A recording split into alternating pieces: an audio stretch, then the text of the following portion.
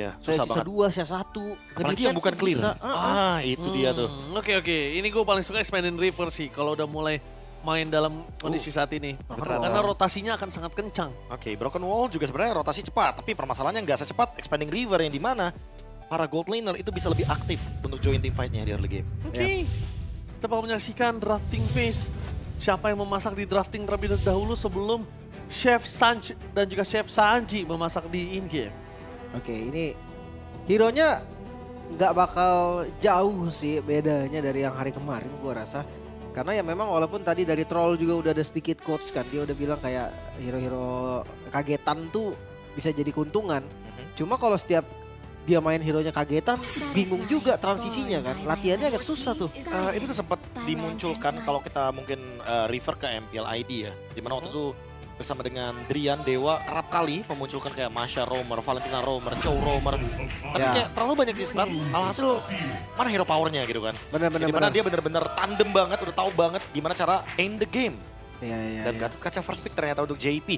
Semahal itu hero yang ingin dimunculkan untuk JP di 3 atas seperti biasa. Ya, dia butuh crowd control, butuh cover, butuh power of revitalize, early game pressure. Wah, Ya. ini Juran juga bisa megangin sungai.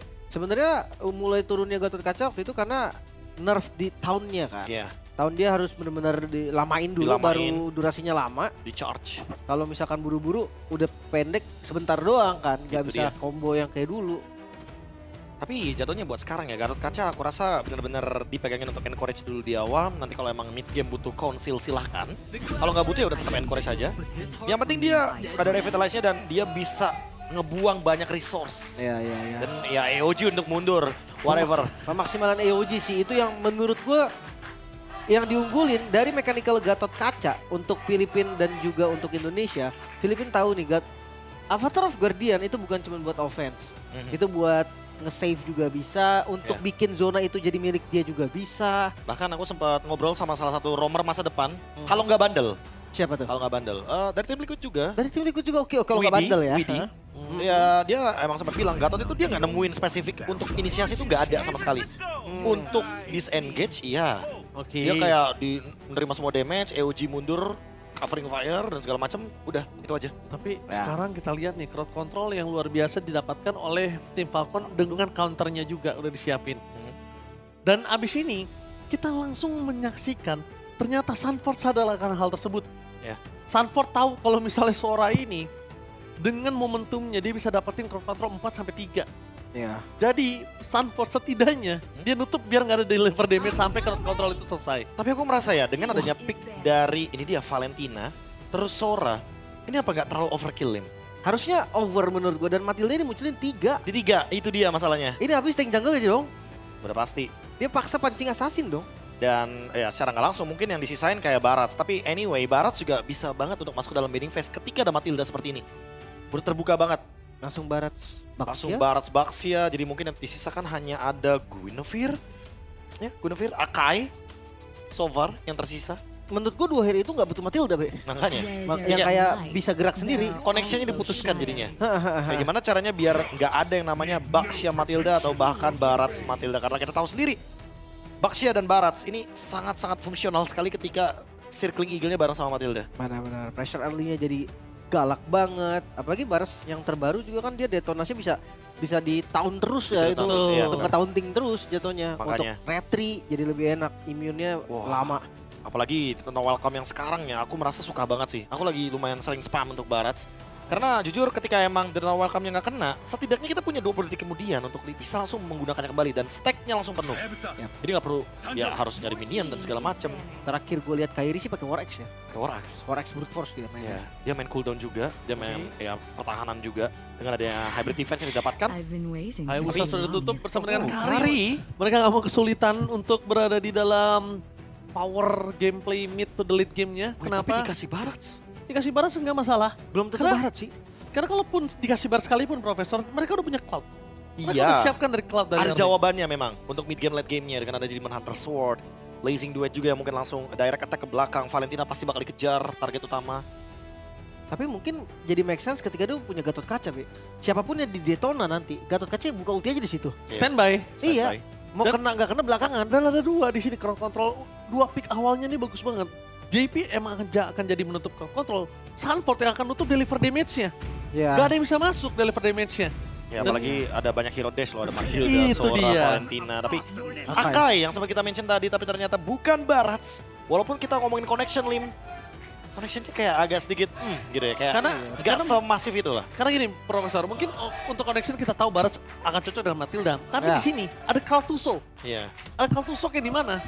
Ngentin Kaltisi. Kalau nggak diikat atau nggak disupres atau nggak sisi pasti, minimal dia bisa kejepit. Ya mungkin buat yang nggak tahu, Karl Tusok itu adalah sebuah sebutan kalau misalkan Kaltisi pakai Lancelot karena ultimate-nya menusuk-nusuk ya, dan bahasa Filipina adalah Tusok. Jadi Karl Tusok. Iya, panggilannya. iya. Itu dia, wah kalau Lancelot Kaltisi udah tamat. Udah setengah. Udah tamat dia. Setengah wujudnya dia emang Lancelot betulan. Pas main dia udah langsung end. 11-12 lah. 11-12 Pas sama? main udah langsung end. Lancelot ya. 11-12 sama siapa? Jawab dulu. Sama siapa? Siapa ya? Nggak Nolan, sama Nolan. Sama Nolan, Nolan. boleh, sama Nolan. Iya, Nolan. Kalau kemarin udah sempat muncul kalau gue soalnya. bilang sama gue nggak boleh Lim. Gak boleh. Kita Nggak yang boleh. membantah pertama. Bukan nih, masalahnya terhina dong dari Kaltizinya. Makanya. Greatest of Terhina all dong. time. The Terhina greatest of dong. all time teman-teman. Sama satu teman saya yang di rumah, Epong nggak boleh juga. Gak boleh, wah itu Nggak. lebih Wah. terhina lagi dong. Lebih Kalau sedih. Anda 11-12 sama dia aja, Anda sama dia gitu kan. Ya, benar, Itu saya setuju dengan yang itu, cocok. Lim. Terima kasih banyak untuk statementnya, tapi dengan adanya Varsha setidaknya jarak yang akan dimainkan berarti, karena udah ketemu juga kan solusinya kalau misalkan ya Falcon akan bermain dengan Marksman. Dengan membawakan tank jungle, ya Marksman pasti option terakhirnya. Mau nggak mau, dan Kari yang tebel, nggak bisa di instant kill, udah ditutup. Itu dia. Dan Jadi tersisanya sekarang- Moskov. Moskov, Beatrix, Granger, Gimana dengan opsi dia? opsi dia nggak bisa pulang dong jalan kaki. Matilda. Granger. Granger. tetap Wow. Ranger. Tapi bukan yang late game banget ternyata. Malah mereka pengen tancap gas dari awal. Mereka mencoba untuk mengambil dominasi early game-nya agar nanti tidak terjadi yang namanya late game. Mereka nggak mau main ini bawa ke late game. Sanford udah nggak bisa dibunuh, main di late game. Benar. Udah mainin Oheb. Gatot Kaca, Oheb, apalagi udah. Udah pasti. Bisa bakal mainin jadi split push, masalah. dan sekarang kita ngomong, siapa yang bisa ngejar dia di saat power split push seperti ini, siapa? Berarti kalau dari draft kayaknya kita satu suara ya. Ya. Tim Liquid Philippines yang mendapatkan suara tersebut. Dan seperti apa dan siapa yang akan melaju ke seeding 2-0 setelah ini? Vulcan Mana versus Tim Liquid Philippines Best of One Series. Yang memasak hanya bisa satu orang, yaitu Chef Sanji from Liquid atau Sanj from Falcon. Tanpa berlama-lama kita langsung saja menyaksikan di match kali ini. So M7, mana tepuk tangannya? Let's go to the lane of down. Tugas berat dari Falcon ya, mereka harus maksimalin early mereka sepowerful mungkin. Mereka bawa support, mereka bawa tank jungle. Objektif harga mati. Gagal objektif bisa dibilang mati. Karena susah banget nanti untuk recovernya mereka. Hero Trinity-nya nggak ada. Mereka juga untuk late game bisa dibilang nggak ada hero late game. Mereka harus kunci dari awal.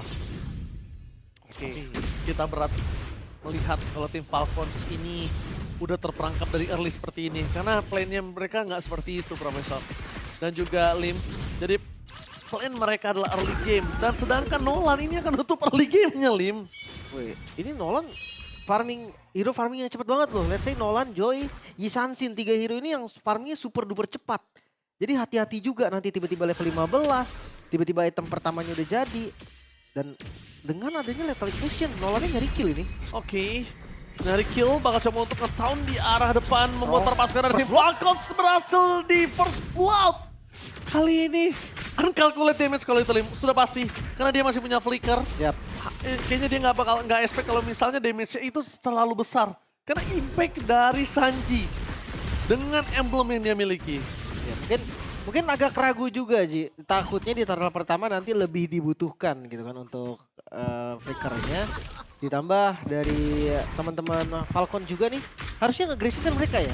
Jadi Rivernya ini menurut gua terlalu lama. Kalau mereka nggak bisa ngasih pressure di River, tinggal aja udah jalan bareng sama Sora mungkin yang punya damage di awal. Daripada rugi, daripada sayang kayak gini. Itu udah terlihat gak sih, Lim? Udah terlihat dari tadi kita menyaksikan kalau misalnya early pressure masih pegang sama tim Liquid ini agak cukup unik. Dan level 3 di Sanji, level 4 kalau di Varsha duluan, neutral objektif akan berbeda banget sudut pandangnya. Wah, langsung dibukain juga tadi visionnya sama Sanford yang udah level 4 ya. Mereka nggak bisa setup buru-buru juga nih. kalau paksa Turtle, enak banget buat nolong nge-steal. Oke, Flicker udah dipancing kali ini untuk seorang Sanford. Para pasukan dari tim Falcon nampaknya mereka fokus menuju ke arah Turtle yang pertama. Sedangkan Kaltizi masih terlalu jauh untuk bisa melakukan cover. Di heal? Standby on position di heal di depan mata. Sanford harus take down. JP semaksimal mungkin mendapatkan satu buah momentum. Tapi di belakang sana Poyet harus secretul maut. Satu hit terakhir. Mencoba di zoning out dan di take over. Turtle yang pertama oleh masih. Liquid tampaknya Poyet.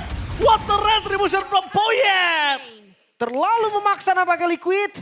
Mereka terjatuh di Turtle yang pertama. Objektif yang berbeda mungkin, di mana Sanfordnya tumbang.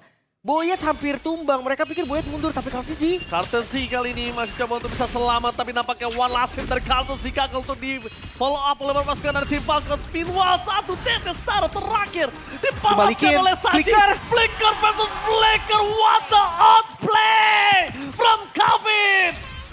Sanji, mid laner yang mengguncang dunia kali ini benar-benar di outplay di depan mata Team Liquid. Mereka udah mulai harus sadar, ternyata MENA Region masih punya taring. Itu dia, dan best of one. Itu yang harus digarisbawahi, best of one series. Siapapun bisa kepleset. Dan mungkin gue bisa ngelihat dari early condition yang udah mulai terpenuhi nih sekarang dari Falcon.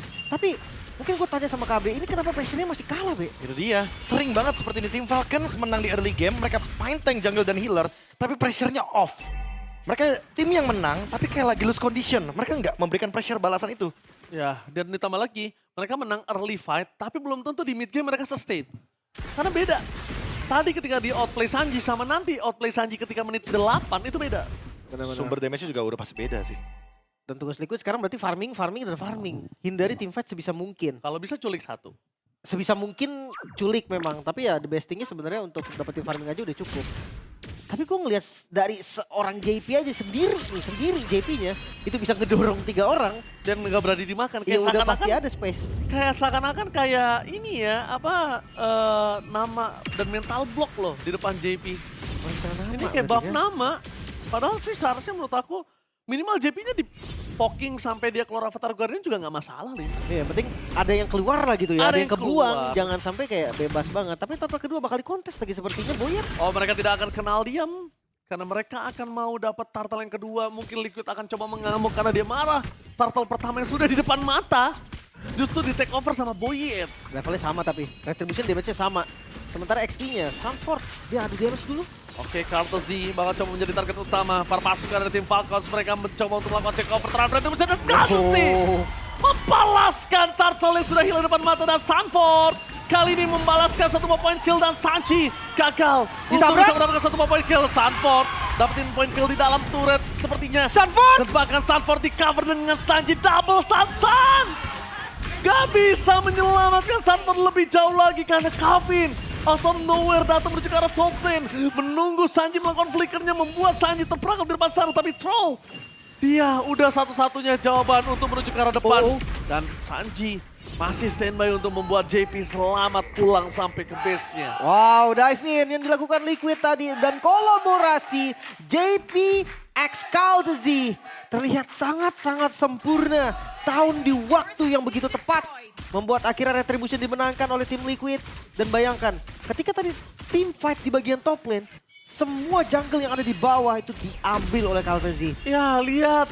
Dunia terlalu sibuk ngeliat tim fight di arah top lane. Oheb, Kaltizi, semuanya udah dapetin yang dibutuhkan oleh tim Liquid. 1400 gold langsung stong menuju ke arah gold yang lebih jauh lagi. Ditambah, kita ngomongin ke arah laning. Gak mungkin tim Falcons punya yang bisa head to head sama Oheb. Gak ada. Dia gak punya Haya, dia gak punya Lanca, atau dia gak punya laning jauh. Tapi dipaksa masuk ke dalam menuju ke arah Sanji. Target utama mereka yang sedang memiliki flicker. Dan langsung hilang di telan bumi. Tapi Sanji hilang dengan resurrection time yang masih agak cukup early. Kayaknya gak terlalu berimpact, Lim. Iya, dan mereka dapetin kompensasi juga kan. Dapetin point kill ke arah trollnya. Sementara Turtle sebentar lagi akan muncul. Setup tanpa adanya Sanji menurutku nggak ada masalah. Apalagi Sanjinya juga lumayan cepet nih untuk balik ke tempat setupnya. Dia punya wings by wings kan? Iya, resurrection time-nya nggak lama. Dia punya wings by wings. Jadi kayak agak terlalu memaksakan untuk mendapatkan Sanji. Tapi lumayan.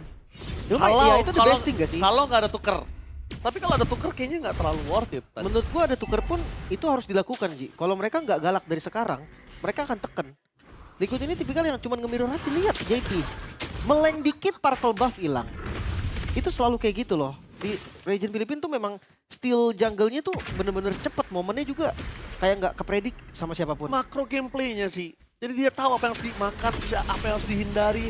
Dan lihat, langsung coba dipaksa dengan VDS yang menuju ke mid lane. Sano menjadi target utama. Sekarang mau dan Countersy ngebuat troll mundur ke arah belakang. Sanford versus everybody. Mencoba untuk melakukan zoningan, tapi lihat Oheb berhasil men-steal terhadap seorang Sano. Minggu di depan sana langsung habis menutup ke arah JB.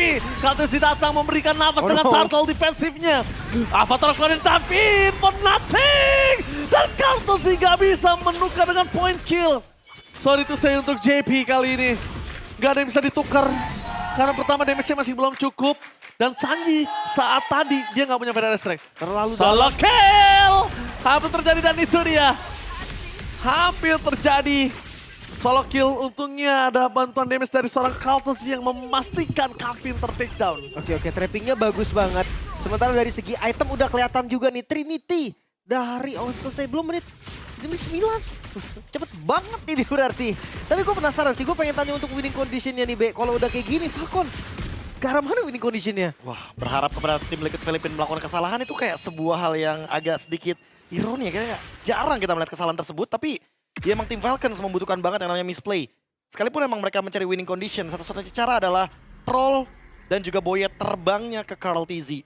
Sebisa mungkin tangkap dan kunci pergerakan karena ya kita tahu sendiri, Nolan ini fleksibel banget pergerakannya.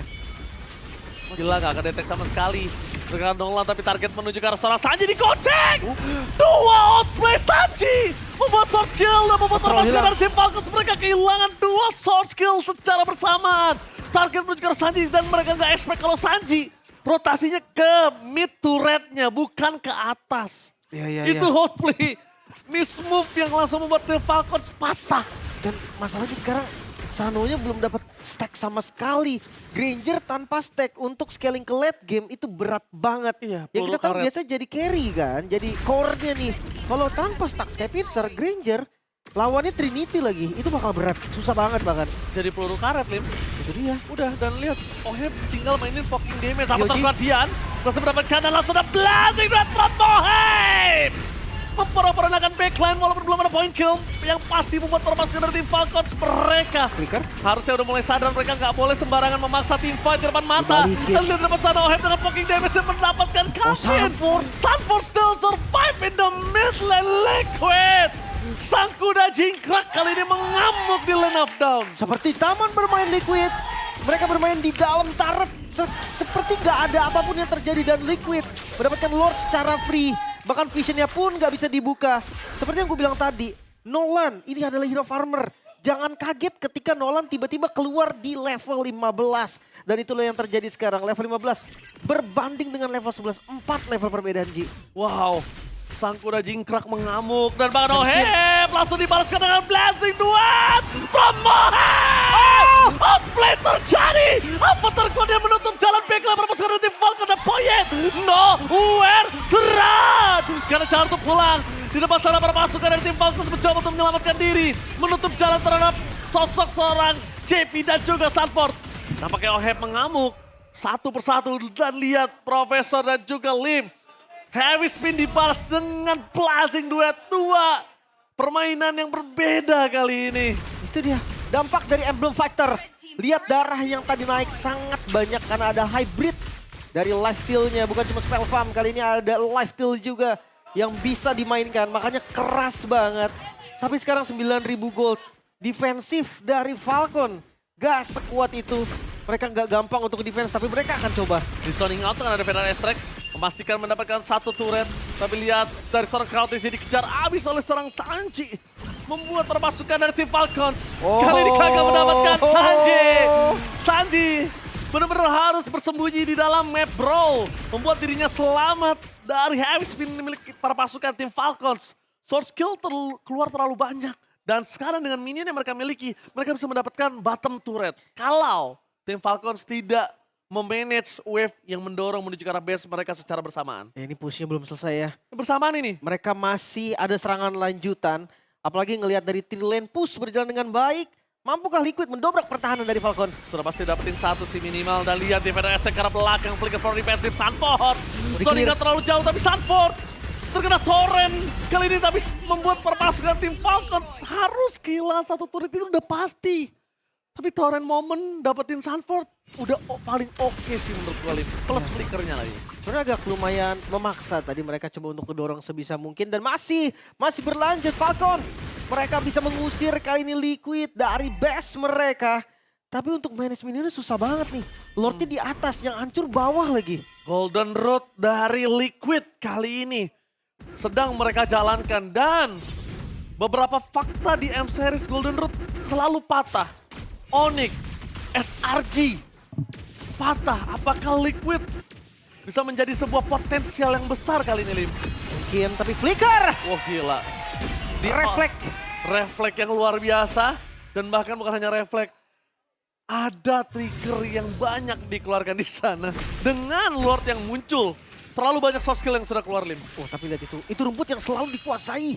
Ini rumput trap yang bener-bener gak akan kedeteksi juga. Dan Sanford dia langsung kedorong, dijepit kasih sih. Surprise! Happy birthday! Berhasil mendapatkan troll depan sana. Sanji juga harus tenggelam dengan 2 poin kill dapatkan oleh Cardusi. Bukan Lord tujuan utama mereka, tapi poin kill lah. Lord hanya menjadi bagian Mohem! Blazing duet from Mohem! Memporak-porandakan tim Falcon sang burung from MENA. Kali ini harus tersungkur. Berubah segalanya. Blazing duet di arah dive in. Tim Falcons benar-benar rontok. Siapa yang menyangka dengan kondisi berlindung di turret Blazing duet dari Orb agresif. Dan kita akan lihat push dari area mid lane yang sebenarnya masih agak susah. Karena ada feeder extract yang diambil oleh Kavin. Ini lumayan sih untuk ngebantu clear dari wave-nya. Wah, cuma gila. Lordnya belum muncul ini. Next wave-nya lagi jalan. Itu tadi sebenarnya tindakan yang cukup agresif. Tapi kalau terkalkulasi mendapatkan hasil. Tapi kalau nggak terkalkulasi itu menjadi sebuah blunder, Lim. Wah, itu mahal sih. Kalau sampai OHP tadi tumbang di depan, itu satu shutdown. Yang kedua, tanpa adanya gold lane untuk manage agak susah. Tapi kali ini, dorongan dicoba heavy spin. Heavy spin berhasil dihindari oleh OHP dengan ada battle mirror rematch. Buat permasukan dari tim Falcon menuju ke arah top lane dan melakukan defensive, tapi Kartis di standby opposition. Meanwhile, Lord dari bottom lane mencoba untuk masuk menuju ke arah base mereka. JP zoning out, apa terkuatian. Final extract imitasi. Kali ini kamu buat permasukan dari tim Liquid. Mereka tinggal diam, 11.000 gold difference. Ini mungkin gold difference yang terlalu jauh untuk di M-Series. Tapi gak sembarang bisa dian. Sanford surprise dengan backline. Dengan adanya Torrent moment tidak ada follow up damage. Sanz harus stay down di depan sana. Best terbuka dengan sangat bebas. Fokus dari seorang OHM menuju ke best turret. Mereka membuat Falcons harus menuju ke 1 sama. Itu dia Liquid. Di awal mereka memang sedikit tenang. Namun masuk di mid game. Seperti taman bermain Liquid. Gak bergerak sama sekali bahkan dari Falcon MENA. Mereka kebingungan dengan jungle tank masih gak bisa untuk menahan serudukan dari tim kuda ini. Kuda Cikrak mengamuk. Yeeha! Tagline Liquid Stampede. Bukan cuma sekedar tagline atau tulisan semata. Mereka emang menunjukkan dari early game mereka kendalikan gamenya. Semua mereka mainkan macro play. Termasuk juga dengan Bush PH. Yang selalu kita perbincangkan, Bush yang selalu menjadi tempat korban-korban kena flank, kena ganking oleh assassin dari teman-teman Filipin. Dan ini momentum yang begitu indah dengan fracture, troll hilang. Begitu juga dengan Sanji dan langsung bisa dipunish gamenya. Flawless bahkan mungkin dikejutkan dengan adanya Oheb yang tidak terduga-duga jump in ke dalam. Semua gerakan seolah tidak terprediksi.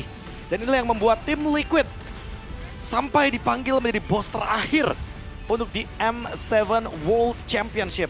Ya. Cuma lumayan mulus ya. Mungkin ya gue bisa bilang pressure-nya Liquid ini tuh bukan cuma dari kill.